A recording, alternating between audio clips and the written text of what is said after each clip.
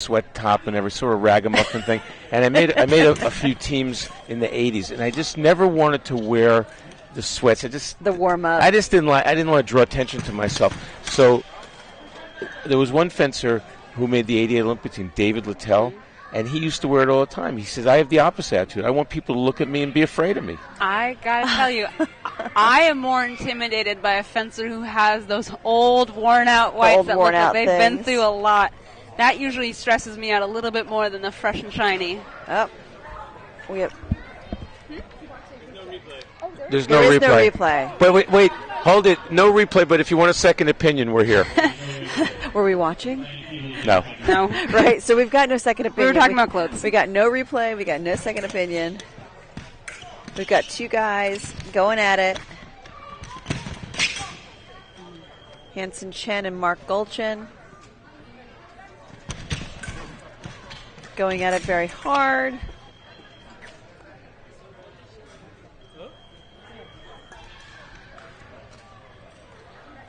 Competing for first and second. We've had our share of lefties today. We have. I just think that might be the business of fencing anymore. Right? What do you mean?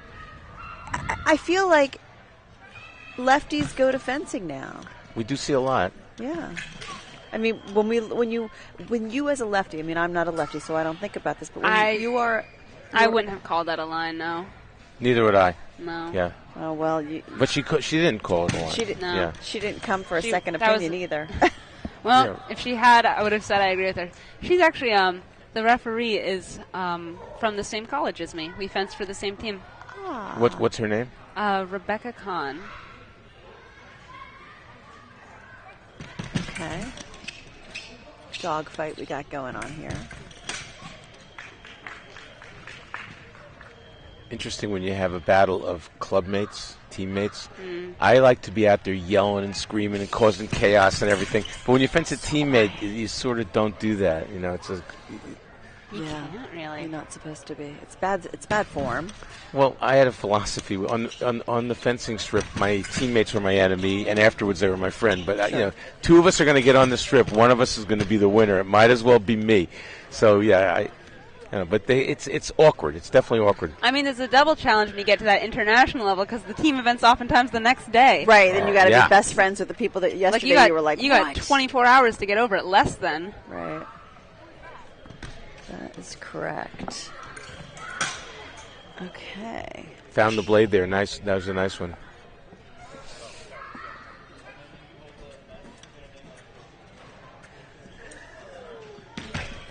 Well, that time the line was out.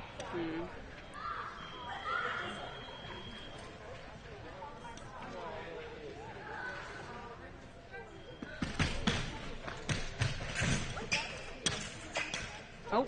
Okay, there is no lights and a lot of poking. So under duress there, Chen, on 2 occasions there, did a circle 6 parry. Both times. Let's see if he continues to do that. I love a circle 6. He did. So clearly you could pick up a pattern there. When you push him to the end, that's his go-to parry at the end. So it's up to Gulchin to try to maybe double around that or see. Or not get to that position. Yeah. You can hear the sound of a foil landing flat all the way over here. Yeah.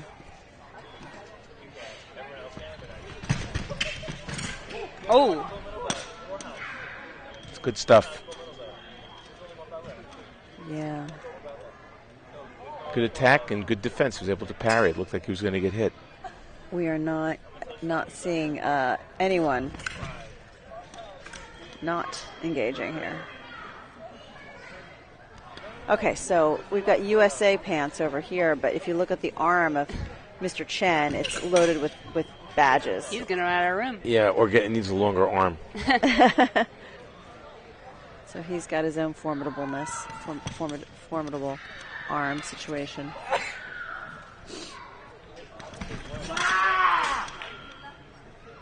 Oh.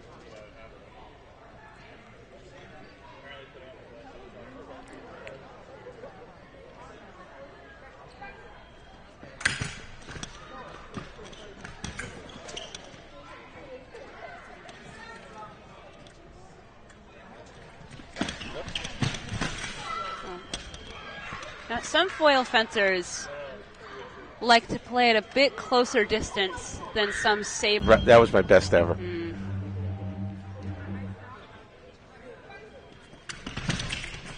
Not something someone's going to copy. Because there aren't a lot of kids here wearing sports glasses. Well, the biggest thing that they do is with the female fencers, they'll change the hair. It's Hairmageddon all the time. Yeah. It's the hair, it's the shoelaces. Nice attack. I will say that at the Olympics, when I was doing commentary, the hardest thing for me was there were 2 or 3 occasions where a female fencer got hit like 3 times in a row. Mm-hmm. And when you get hit 3 times in a row, you want to do anything to break the momentum. Right. And the hair was perfectly up in a bun in her mask, and takes off the mask and goes to one of the most experienced referees. Do you mind if I fix my hair? And he goes, well, of course you can fix your hair. Go take a 1-minute free time out. Go break the opponent's momentum and everything. And I was actually stunned. But I had to zip the lip because you weren't the ref. I always wasn't supposed to be criticizing the ref. But as a referee, I could tell you that that's really important not to let a fencer take advantage like that. After they reverse position there. I'm starting to think the fence on the left might be towing the line of getting a jostling card. He just took the soft part of his elbow, just went into his opponent's face. Oh, really? So he's been closing the distance at a really, really fast pace. Yes, we love closing the distance. Like the book. But if he closes that distance so fast, he's also responsible for not being reckless on the strip. And if he's smashing his elbow into his opponent's face, that's where you're towing the line of a card. Right. At the Olympics, we had a situation like that, and the referee said, something? He did hit the elbow, but the fencer attacked onto it. He did nothing wrong and basically didn't give the card because he said the attacking fencer did it to himself. Oh, goodness.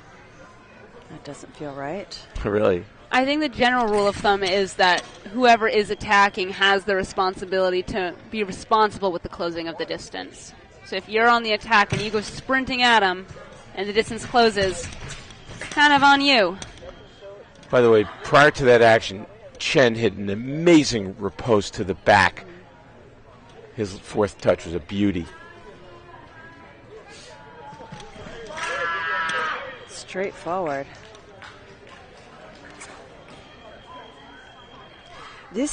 So saber time is fast, but I got to tell you, I think this foil time, this 3 minutes, has been forever. Off targets. Yeah. It has taken a long time. But also a lot of points racked up in 13 points in less than 3 minutes. Attack and prep. I like this ref. The ref is, it's very important that a ref makes a quick and decisive call. The minute you delay, even if you get the call right, the fencers lose confidence in you because they think you're flipping a coin in your head. And this referee is really on the money decisive here. Something that Rebecca does well in her ref and that I really admire is that she never shows that she's frazzled. A fencer can get up in her face and be all upset, and she just keeps a neutral face and just repeats the call. One of the things we teach refs in the seminars is that you have to be like the duck going across the pond, that no matter how much hard you're paddling under, your heart's beating, you can't let the fencers and coaches know it.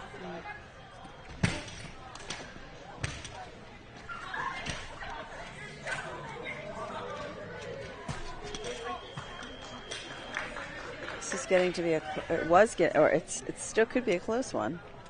Chen got a little bit lazy there and just tried to do a parry from a standing position. The key with parrying, you have to take a retreat. So if you just stand there, it's a pure guess. If you guess fastball and your opponent throws curveball, you're going to get hit, and that's exactly what happened.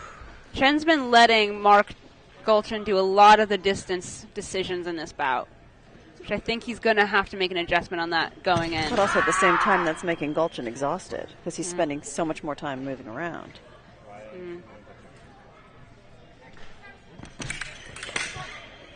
Nope, no action. Off target. Yeah. On target. Oh, did he get hurt there? But he got hurt. By the way, that's just another counterattack. So at one point, I think it was 9-7, and Chen sort of gave away a couple of sort of easy ones on counterattacks. He can't afford to do that anymore. He's No. fencing really well, and he's really strong on the blade, but you can't afford to give away easy ones like that. No.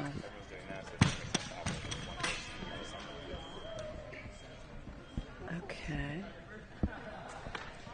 11-8. 26 seconds left in the first period.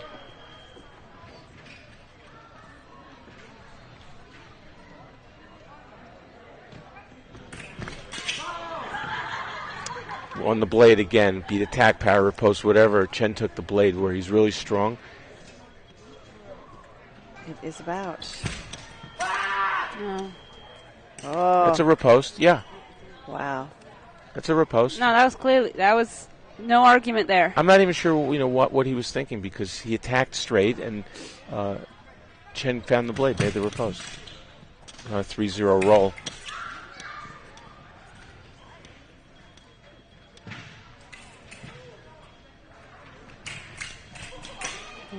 That was beautiful. Sometimes you do a really nice action and you get beat. In that particular case, Chen made a beat attack in preparation, and he was just waiting there for the parry and the riposte. It made a beautiful touch, I think, to the back. Yeah, it knocked off his body cord. He just had to reattach it. We have 8 seconds left in this period. Are they going to engage, or are they just going to go with it? No, They are definitely Engagement. going to engage. Engagement. And now we've got 7 seconds left. Started a little bit close distance there. Yeah. Which, whoa. Oh! Yeah. Which is really the close distance is what Chen likes, because he's got that meat grinder blade. He's on the blade all the time. Ooh, yellow card. For turning. Turning. He thought he got the point, though. Yeah. That's one of the cards that does scare me when I'm reffing. Yeah. Is when a fencer turns around early.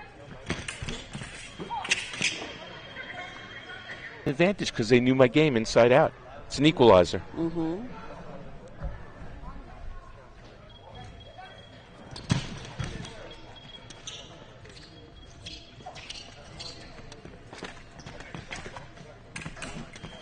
Oh, Beat attack from the left, which is parry riposte by Chen. On the blade, he's very strong. Actually, both of them are strong on the blade.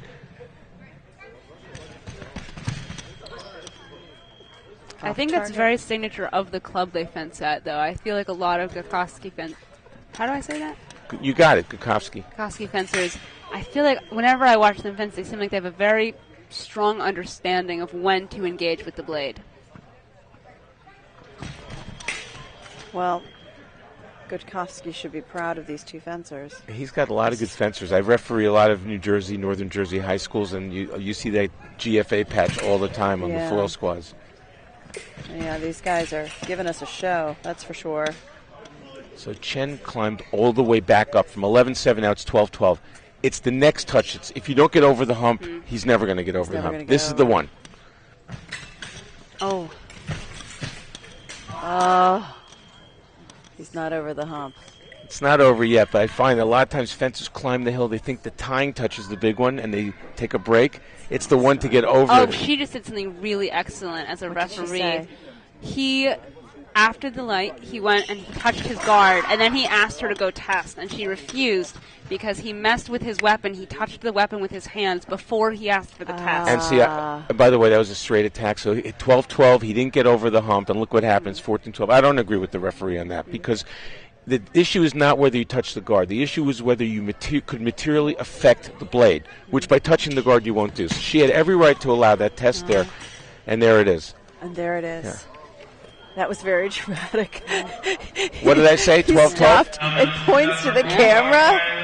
What did I say, 12-12? The next one was the big one, and it happens all the time because fencers take... We have our last bout now. If everyone could please fill in the stands, both sides. What happened to the women? Did the women go? Opponent with